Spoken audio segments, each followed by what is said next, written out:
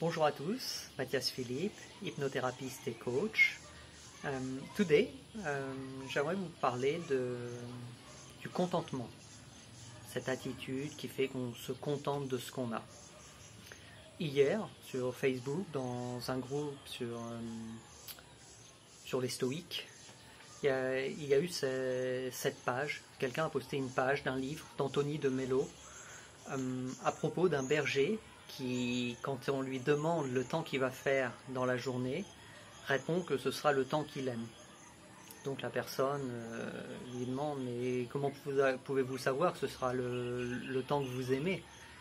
Et il dit « En fait, quel que soit le temps qu'il y a, c'est le temps que j'aime. J'ai appris que, vu que je n'ai pas toujours ce que je souhaite, j'ai appris à aimer ce que j'ai. » Et ça m'a fait réfléchir. Le contentement, c'est un sujet auquel j'ai pensé depuis pas mal de temps.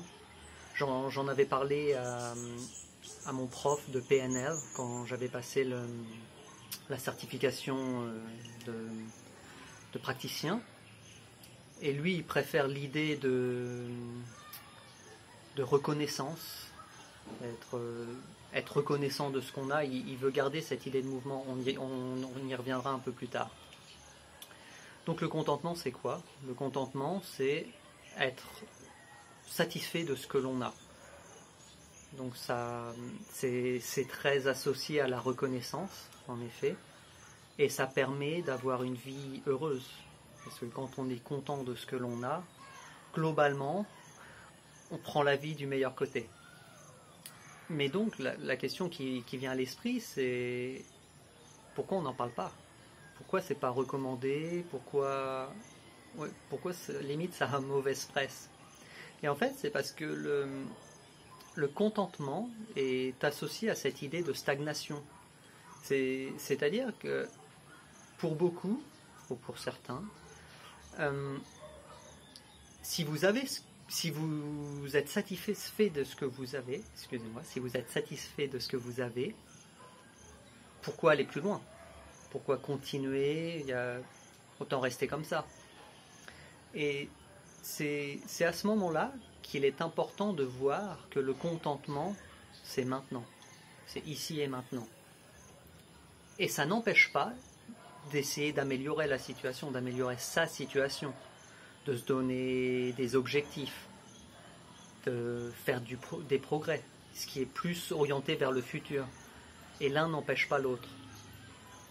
Et en gardant cette idée, en fait, ça permet de lier les deux.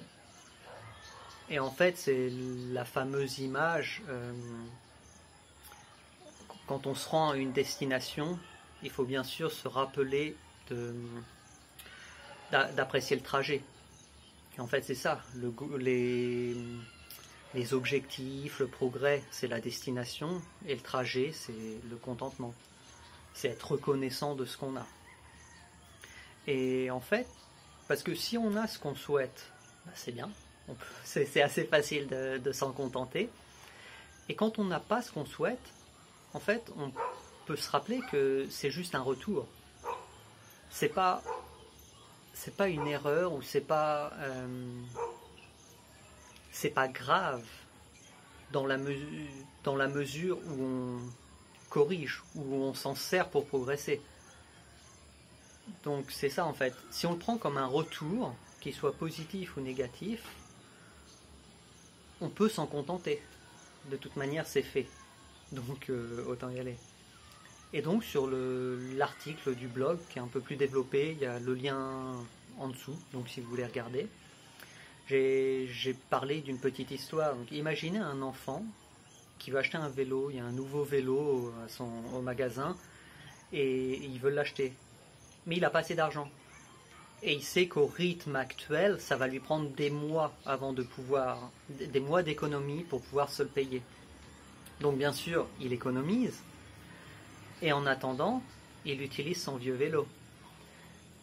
Et si ce gamin venait vers vous et vous demandez votre avis, vous demandez un conseil, qu'est-ce que vous lui conseilleriez? Vous lui conseilleriez de penser à son nouveau vélo tout le temps, l'avoir dans la tête, ou de s'amuser avec son vélo actuel pour le moment, en attendant d'avoir le nouveau. Quel état d'esprit, pensez-vous, est le plus utile? En fait, c'est la question.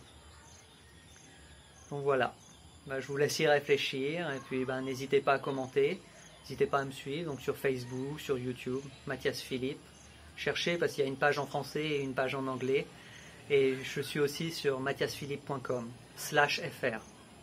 Allez, à plus, ciao.